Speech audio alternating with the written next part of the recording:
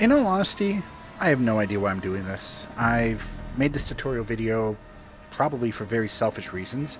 I'm just tired of people crashing into me, so in the hopes of making everybody better and more competitive, I've decided to make this video to show you how I get around the track. I have a pretty good ratio of wins to losses. I win 1 in every 3 races. And here's the secret to how I do it with a course named In Due Course. Before we get started, if you want to be the fastest, you're going to have to go and buy yourself one of the 2 cars, either the PR4 or the R88. It doesn't really matter which one, it's up to you. The PR4 is slightly faster, the R88 turns better. I'll leave the decision up to you which one you prefer. But you're going to need to get one of those and upgrade it with a more powerful engine, better brakes, and stuff like that if you really want to be competitive. And there's a whole bunch of videos that will show you how to do that. I'm just going to show you how to drive the track really quickly. Plenty of people have done tutorials on how to make a very fast car.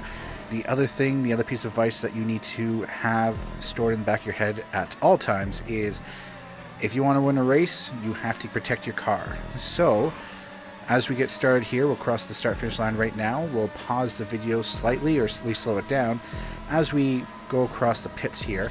My very first piece of advice is, as the race starts, jump in the pits, because no race is ever won in turn 1. You do better staying back, getting out of the way, and just letting all the other cars wreck. And then you can just simply drive through them. I'd be very slow because they're all spinning around trying to get themselves oriented back towards the proper direction so they can drive down the track, but they'll be slow, they'll be out of your way, and your car will be in good shape so you can take the turns fast. Let's speed back up and go for turn 1. Now, it'll surprise you, we're only going to touch the brakes once during the entire lap. This is not where we touch them. Take this turn at full speed. Stay to the outside. Try and cut the turn as close to the apex as possible. That means go from the far outside as you enter the turn. Once you are in the turn, try and stay close to the inside wall, and then drift back out to the outside wall.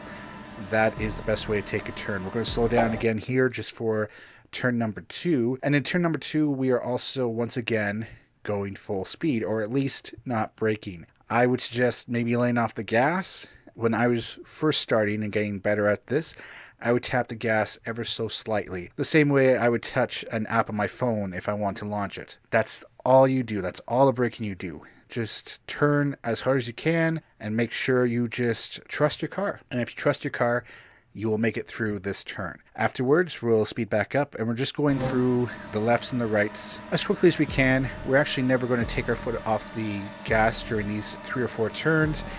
Just once again, stay to the outside wall as you enter the turn, and then get as close to the inside wall in the middle of the turn, back out to the outside wall, and you should be good to go. But until we actually get to the hairpin turn, we are not slowing down. We're just doing what we can to take the corners as quickly as we can, and also not to go wide in turns unless we absolutely have to, because the farther you drift your car out, the farther you have to bring it back in, and that will waste time. So here we are at the hairpin turn. We've slowed the video down again. And in this turn, take it as slow as you need to. You will not lose much in terms of time, and I would suggest getting faster with every lap, be more aggressive every lap. But when you first take this turn, be as slow as you feel you need to be to get around the turn.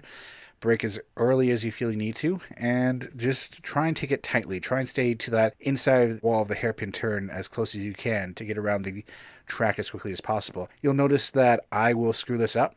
I will have broken too late. I was in the lead and I was trying to be as quick as I could, and it cost me dearly because I took a lot more time to get around the turn because I took it wider than everyone. I had to drive further because of my mistake. So make sure you take this turn very close to the inside wall. And also you want to do that so you can line up the next turn as well. In this configuration of this part of the track, don't just think about this one turn. You want to take this turn tightly so that you are in the right position to take the next turn, that big right-hander, as quickly as you can. So let's speed up, and yeah, you'll see my mistake as I go way too wide and have to barely touch the wall and get back in there, but the guy who was in 3rd place a second ago is now in 2nd because he could take that right-hander faster. Afterwards, you are just backing in the gas until you're at the end of the race and using boost along the front straightaway. That's where I do it always because it's nice and flat and you don't wreck anything. But if you take a look at our times, we all did roughly 1 minute 20 seconds. These are pretty good times when you compare against the average racer out there. And it's all basically because we don't touch our brakes except for one turn. And in most tracks, I only touch my brakes once or twice. Keep this in mind. Trust the car can hold the turn as long as you keep it from being damaged. If it is damaged, get yourself to the pits. The time in the pits will be best spent instead of staying out with a broken car. So let me know what you think about this video. If you found it helpful, I'd be happy to do more.